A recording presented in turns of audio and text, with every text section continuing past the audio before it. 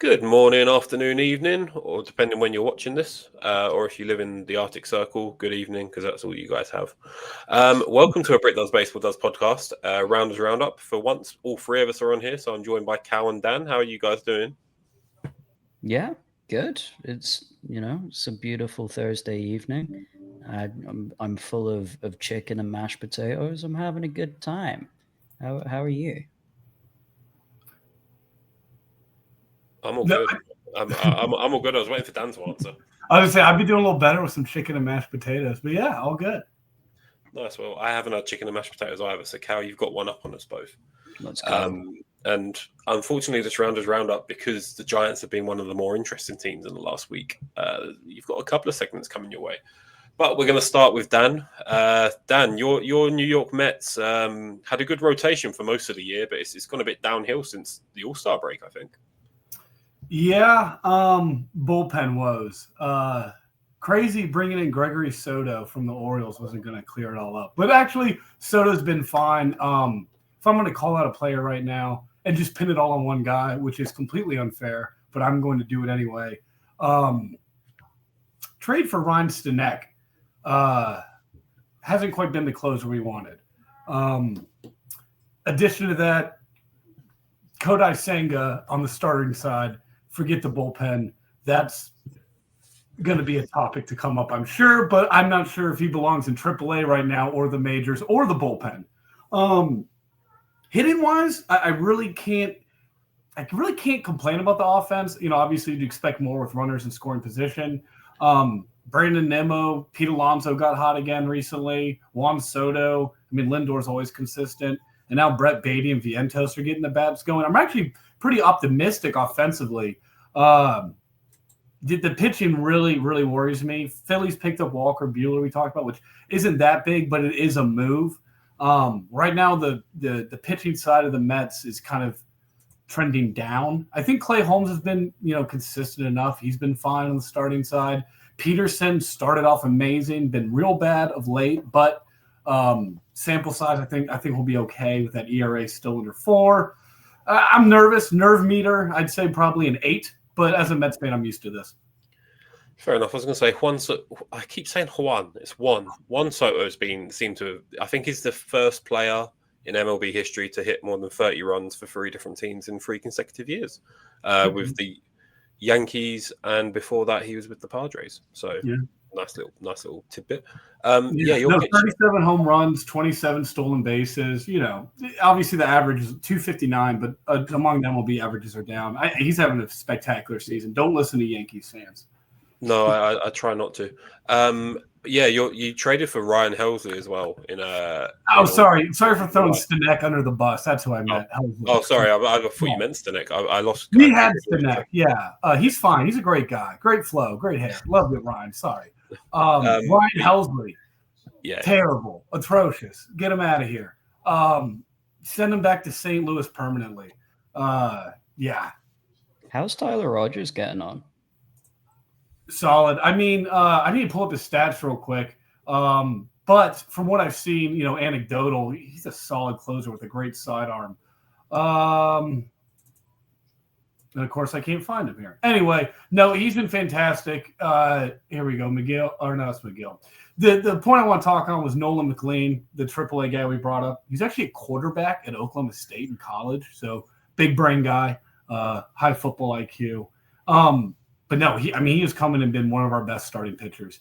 And the guy was literally just in Syracuse, a couple months ago. Not really that big a name. Chaminade coming back. I'm not too worried, but I'm worried, I guess. I don't know. I don't know how I feel, Gary and Cal.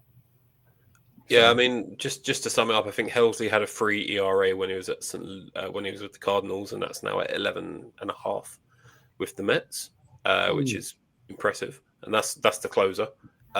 Senga, it's been reported that he would have to accept a minor league option into his contract, and that's what they're considering. David Peterson's been really good and then really bad. Yeah. 8 earned runs last start. Oh, and I found Rogers 2.20 ERA, 1.29 WHIP. He's been fantastic. He's been better than his fucking twin brother. I can tell you that much. Yeah, I think the Mets could be in a little bit of danger, especially with a certain team from the West Coast coming around the corner. But before we get on to that, it was an interesting Tuesday of baseball. If you've seen our Instagram account, we've posted a couple of clips from it, and just want to take you back to Coors Field and Cal's San Francisco Giants, those pesky troublemakers. Probably the biggest troublemaker in all of baseball this year, Rafi Devers. Do you want to talk about it, Cal? Actually, I feel like you do it more justice. Yeah. Devers hit a bomb worthy of standing and admiring for a second. And Kyle Freeland's a bitch and got mad about it. And then got his ass handed to him. He got what he deserved. It's kind of it. Yeah, just to give a little bit more detail, because Cal may be a little bit biased. Devers hit a massive bomb off of Kyle Freeland, the Rockies starter, in the first inning. Admired his work for, Dan counted, I believe it was 8 seconds before dropping the bat. And then started trotting around the bases. Freeland mouthed off to him. What Cal missed out was then Matt Chapman and Willie Adames, along with every single player and coach on both teams and bullpens, and maybe even a fan snuck in, decided to have a little pushing match on the mound. Freeland got ejected. Willie Adames got ejected. Matt Chapman got ejected. Chapman got a 1-game ban for pushing Freeland. Devers didn't get ejected, which was incredible. And then, as all Red Sox fans wanted him to, as Devers wanted to at the start of the year, he got his wish and he played third base after Chapman got ejected. So all's well that ends well. Cal, I understand, is on Devers' side, as you would be. I do like beefy boys admiring beefy hits, but I think that Dan might be on the other side of the fence here. Yeah, I guess first caveat here. You guys said massive bomb. 397 feet. I looked it up. Huge. Under 400 is not a bomb. You do it. Okay, I will, with a fucking softball and a juice bat and a lot of steroids. Also, you know what? I'm going to relegate Rafael Devers from beefy boy to fat guy. Whoa! Listen. We've brought you on here to discuss your side of the story. Do not be calling Devers fat. He's a beefy boy. Okay, I won't. Or you can leave the podcast. All right, I won't call him fat. Devers is a big bitch. That's better. Devers is a big bitch. And funny, apparently he's a third baseman again now. But back to the home run. When I first saw the clip, I mean, I was kind of Cal side, like, all right, big deal, dude. We're gonna get pit. You're on the Rockies. You have a 5.61 ERA. You suck. Are we really mad? When I watched that clip, I mean, he hits a home run, and then it pans to the long looping shot, and then it's like 10 seconds later they go back, and Devers still isn't at first base. It was like holy shit! What was he doing? Just 10 seconds to get to first base is ludicrous. I would say something. I will say Freeland is a bitch as well, because they had the perfect opportunity to nail Devers. Hit him with a nice hit by pitch the next time he was up. Rockies do nothing. It was a real mid-off, just battle of the mids here. Giants and Rockies fighting is just the lamest rivalry I've ever heard. I guess it's good from the Giants side. They stood up for Devers. I'm sure the next time they're like, dude, just get around the bait. Like, I don't know. Admiring a 397-foot shot in Colorado in the first inning or second inning. Sorry, I'd probably try to fight him too. Again, I'd probably end up similar to Freeland, just probably get my ass handed to me. But you got to be a nut to be a pitcher, and I think Freeland's a nut. Yeah, he's not very good is one thing. I guess the key thing is maybe it's, if you're going to put your conspiracy hat on, maybe Rafi Devers really wanted to play third base again. And he knew the only way I'm going to be able to get there is if Matt Chapman gets ejected. So why don't I, cause a fight knowing that Freeland is going to react? And then I know that Matt Chapman's going to go and push him. And then he gets a 1-game suspension as well. So Devers gets to play third base twice. Yeah, I do. I'm saying I'm becoming a Matt Chapman fan slowly. That he just down to fight. I'm not sure him and Devers even close, right? And I think it is funny. It all turns out Devers doesn't even get ejected. So we get to pimp his home run and stay in the game. So fuck it. Good for the big bitch. And then Chapman played third base last night anyways, so and then hit a fucking home run. So I heard it. I think he got 2. Damn. probably the dude's a fucking machine. I adore that man. My only kind of argument is that having watched a lot of Devers on the Giants, I think if you timed him, if Devers sprinted to first base, it would take him about 8.5 seconds. So, he was moving. He's just slow. But no, I don't think it's the most egregious kind of admiration of a home run. It was a little long, sure. But like, I know when I saw it, I was like, well, it took a while for him to drop his bat, but he was moving. He was watching it, but he was moving. It's better than like I've seen videos of Tatis just standing there for ages, and he's like got only versus the Dodgers, just drops it, and then it's like fucking that's a bit douchey. Whereas I know Devers is probably just surprised that it left the park. Well, we talk about stuff being egregious, and I didn't think we'd only be on for like a few months before we have the Brit Does Baseball Does podcast curse.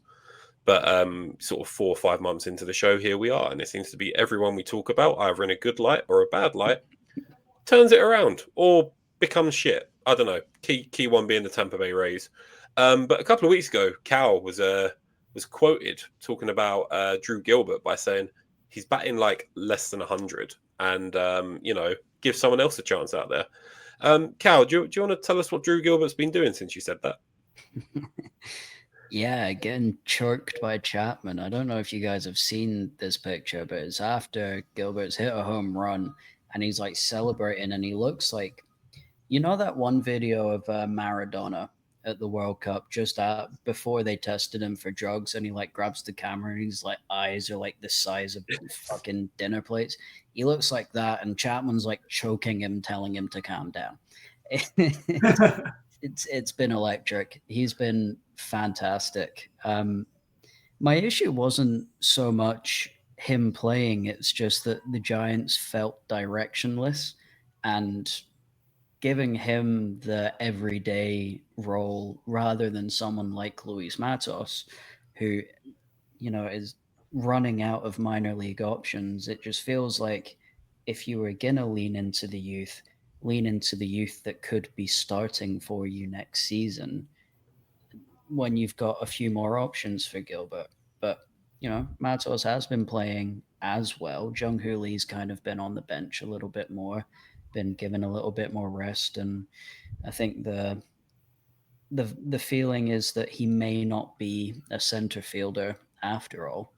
But it's meant that there's more rest for Jung-Hoo, which is good because he kind of needs the speed to be as effective as he should be. But it means that Luis and Drew have been getting a bit more time, and both of them have been, arguably as good as each other. I just think Gilbert swings a little bit more explosive. He's a little bit more fun to watch. And Drew, I'm sorry. He was fucking crushing it. Maybe you should stay in Colorado. You seem to like it there. If that's what's best for your career, we'll take Mickey Moniak, no problem. Yeah, I don't know if you want to do that. How do you want to do that? I don't know. He seems like good vibes. His name's Mickey. Yeah, Cal's like, dude, what do you mean? He's a number 1 overall pick. Like, yeah, dude, in fucking 2013. Do you want to take Kyle Freeland back with you as well? Yeah. Yeah. Oh, dude, he'd do great in the Giants clubhouse. He'd be great because I think that actually the guy that usually washes the jerseys just left. So there's a job opening for him. Well, Kyle, if you're listening to this, which no chance you are, because 0% fans. Yeah, I heard he can't read. Probably. Tell you what, I'll at him in the post, and we can get Kyle on and you embrace debate. Yeah, it's all playful. Embrace debate. I will say that I think Drew Gilbert's going to be your starting center fielder going forward. If there's anything to be said about top Mets outfield prospects that we trade before they make the majors, Pete Crow Armstrong. Thank you. Another good one is Jake Mangum. No one heard about this guy. I did. I knew about him. He was fucking fantastic in AAA.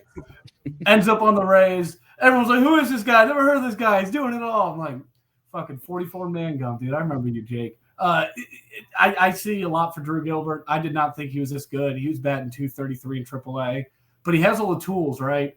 But a lot of guys have all the tools and can't put it all together. Well, the last 7 days, right, batting like 355. And like you said, being an everyday player, they're like, fuck it, go for it, Drew. I was wrong. Not as wrong as Cal, to be noted. But yeah, if he keeps this up, why not? Why not be the face of San Francisco? They need, Jung Ho Lee's been great in the outfield, but you need a couple good outfielders. And I don't know, is Helio Ramos still good? Yeah. He's very good at the plate. Pretty dog shit in left field. So DHM. Yeah, probably. But then what about Dom Smith? Oh yeah. Well, he's got to be your first baseman going forward. And then Devers. Can Devers catch? Has anybody tried that? Have they floated catcher by him? I think if he squatted for half an inning, his knees would explode and his ass would fall out. Beefy boy. It's a bit of a special one, I guess, because Drew Gilbert, as you said, Dan, on the Mets, sort of around the trade deadline, we all thought the Giants were dead and buried. They kind of did it. I think you sold in the end, Cal. Realistically, is that fair to say? No, we absolutely did, and I'm glad we did. We got value for people that probably could have gone for nothing in a couple of months. It was nice to see us pick a direction. But all of a sudden, you're above 500 again, and you're only 4 games out of a wild card spot, with Dan's Mets kind of hanging on by the coattails at this point. I'll ask you first, Dan, because I know what Cal's going to say. Do you think the Mets are gonna? Do you think the Mets are a shoo-in for the wild card, or do you think the Giants could make a late run at it? Honestly, the fact that we're discussing the Giants in the same breadth of space of the wild cards of the Mets, I mean, this is a little ridiculous. I don't think I can really continue that discussion. And he's gone. No, we've upset him. Oh, okay. Well, that was unprepared. Oh, I don't really know what to talk about now. We can keep talking about how the Mets are dog shit. I think we've pissed him off. Right. Let me put forward an argument for why the Giants are going to make the wild card. If you could, however, because Dan's had a little bitch fit, he's crying into the not chicken and mashed potatoes that he's had. If you could pull up the Mets fixtures from now until the end of the season, because the Giants have got quite a few winnable games still. We've been on a run of, let's count this in real time. 1, 2, 3, 4, 5, 6. Lost 1, 7, 8, 9, 10. So we've won 10 and 11. Granted, it started against the Brewers, which is good. Then the Cubs sweep. Yep. Sorry. We let it go. And then dropped 1 to the Orioles, but then have swept the Rockies. We now got the Cardinals, the Diamondbacks, the Dodgers, the Diamondbacks, the Dodgers, the Cardinals, and then we end the season against the Rockies. I think there's a lot of wins there. It's kind of, if you take the Dodgers out of it, that's a very nice schedule. But I don't know how. I can give you the Mets schedule. It's not looking great. In that they've got easy games, or no? They go to the. Do they go to the Reds? They're playing the Reds. They've got the Phillies for 4. They go. Well, I don't know if they go or I'm not good at reading home and away because it's different. Because American sports is weird. So they play the Reds for 3. They've got the Phillies for 4, the Rangers for 3, the Padres for 3, the Nationals for 3, the Cubs for 3, and then they end against the Marlins. So probably the top half of that schedule, you've got a chance to put some pressure on them, because I can't see them. I can maybe see them getting 1 against the Phillies in 4, and maybe 1 at the Rangers. And I think the Padres are in a bit of a desperate situation where they need to win. The Reds are trying to desperately stay in it, and realistically, if the Reds don't get a result against the Mets this weekend, you can probably kiss their wild card chances goodbye. The Nationals and the Marlins are probably they might drop one just because of law of averages. But then they've got to come and play the Cubs. And at that point, the Cubs still could be in a division race. I hope so. If not, I'll cry. So you've probably got the slightly better schedule. But you've both got teams in there that, like, the Diamondbacks could turn up randomly. The Dodgers are going to be good. Whereas on the flip side, they've got the Padres, they've got the Phillies, they've got the Cubs. It's a toss of a coin. I'd maybe give you a slight advantage, but I don't know how much. I don't know how much I'd read into that. I think the thing is that you've got a bit of the interesting one is the series against the Dodgers, I think, because you've got a motivated and playing well San Francisco against by that time probably division champions Dodgers team, right? So that, in football terms, they're on the beach a little bit. Like, is Ohtani going to be pitching in these games, or are they going to try save his arm a little bit more for the playoffs? Like that, you got to start thinking about the big dogs, keeping them fit, but also keeping them informed. So, the man management maybe comes in a little bit more than, chucking Freddie and Mookie out there every day. When is it the safest move to do so? Whereas the Giants, hey man, if we finish with a record over 500, it's a massive win, and build a statue of Buster Posey in the middle of San Francisco, which we should do anyway. The dude's a sweetheart. I don't know. I really, really think that it comes down to the Dodgers and Diamondback series. I think that, the Rockies could end in a sweep again. The Cardinals, like you say, law of averages, maybe lose one if we keep playing well. It's quite weird. We've not been in this position for the last couple of months where the pitching's been pretty good and there's been lots of runs scored too. So it's, it just all depends on what version of San Francisco is competing with what version of New York. Because if the Mets continue to struggle and then they drop a few games, maybe it gets a little bit harder when you see the Giants keep coming up behind you, that, maybe we pip them and then, losing the wild card. But hey, man, at least we made it. Yeah, but if I'm a Cub, well, you've been a bit of a bogey team this year for us. If I was, I think we've only beaten you once in 6 games. If I was in the wild card round, which the Cubs are likely to be, I'd much rather face the Mets. That's what we can circle back on that one. When Dan just messaged me saying he's astounded we even brought that up. So yeah, he sent me a picture of his balls, and on one it says "fuck" and the other one it says "you." Is it just the letter U or the word U? It's just the letter. He couldn't fit the whole word. There's FUK as well. Anyway, Dan, we're sorry. Please come back. I don't think he's coming back. Anyway, all right. Well, we had 2 more stories. Dan was meant to do one of them, but I guess I'm doubling up at the end. Big dumper, Cal Raleigh. So having a hell of a season. Platinum glove, probably. Silver slugger, more than likely. American League MVP? Question mark. I think last sort of month and a half or so is batting under 200. He's still got the power. He's still that everyday catcher for the Mariners. But is there a chance that maybe the season favorite Aaron Judge pips him to the post, Cal? What do you reckon?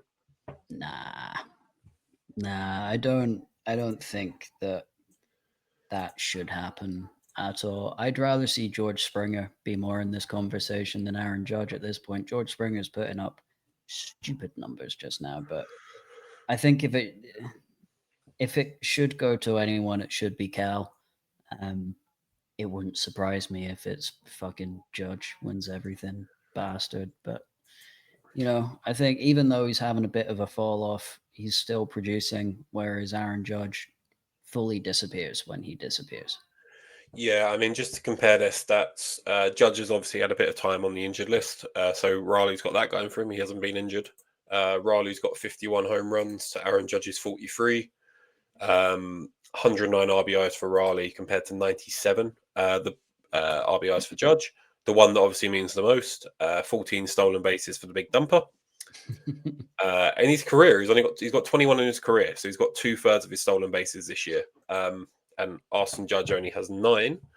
WAR, Aaron Judge is higher than Raleigh. I don't know. I don't really like WAR as a stat because it's a bit harder when you're a catcher to have good defensive WAR.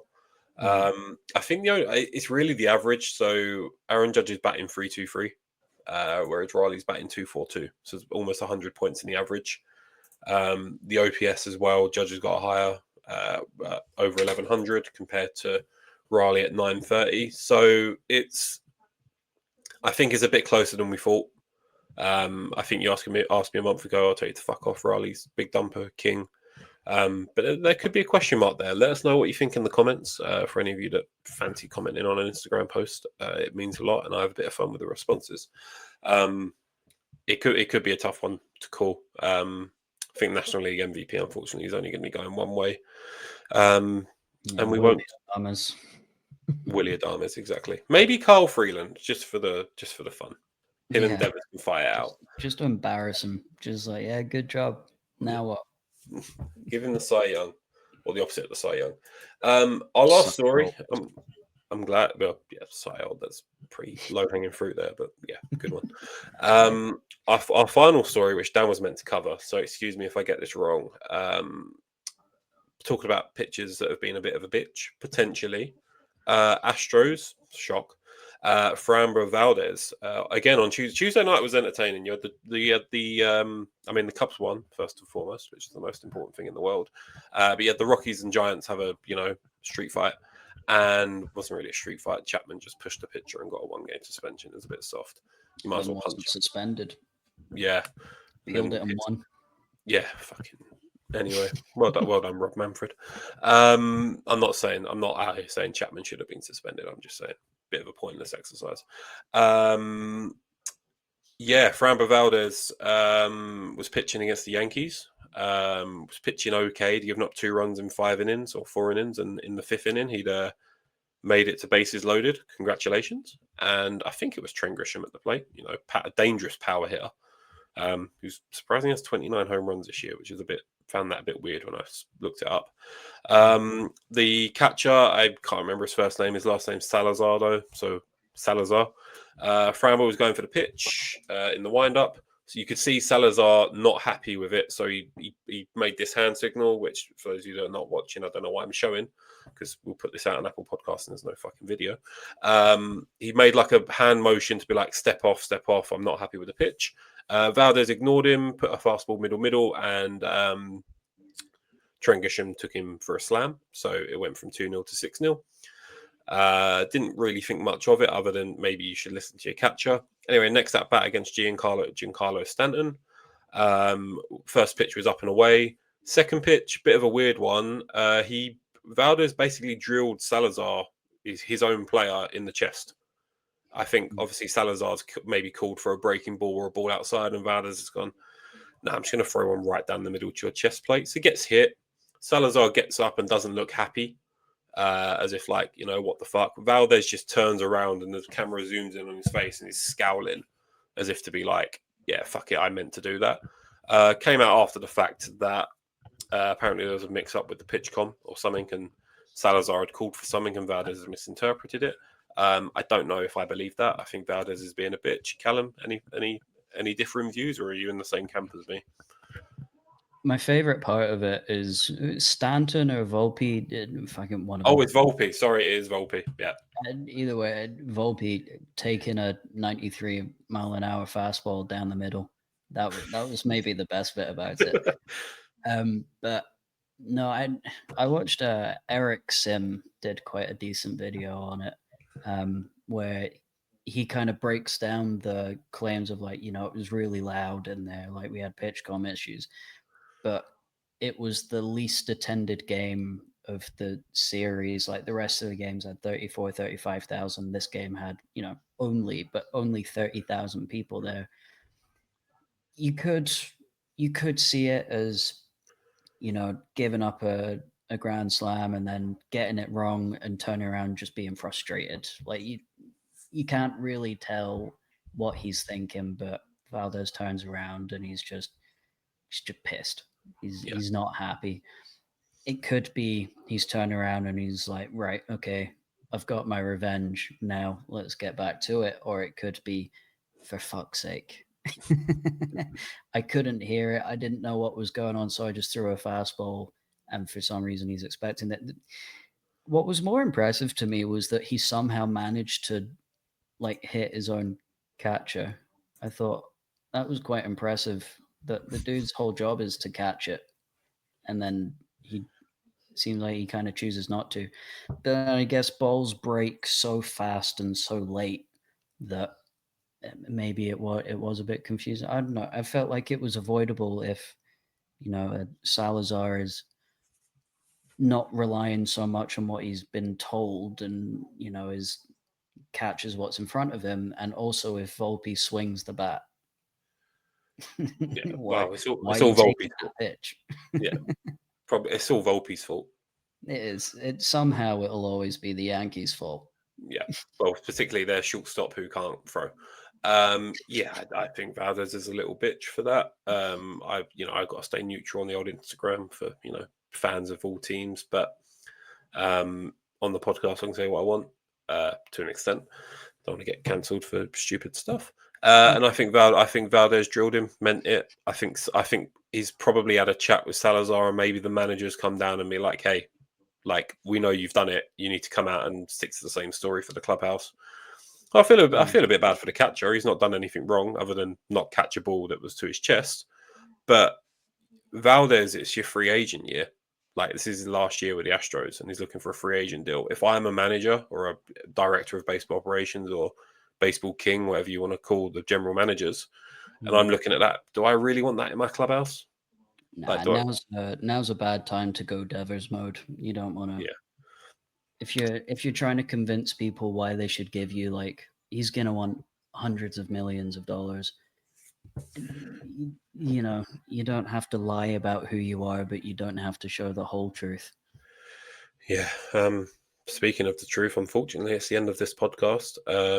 I was going to say I've been Gaz has been Gaz, Cal's been Cal, and Dan's been Dan, but Dan's been off the podcast now. Dan's been off the podcast. I'm going to take a little bit more political view.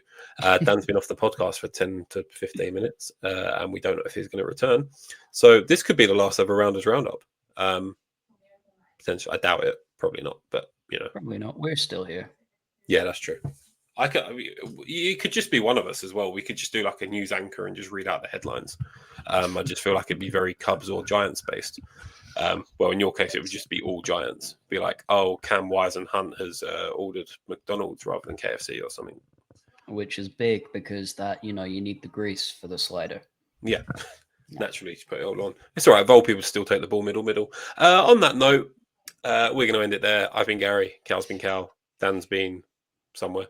And you've been fantastic. We will see you on the next episode of A Brit Does Baseball Does podcast. Goodbye.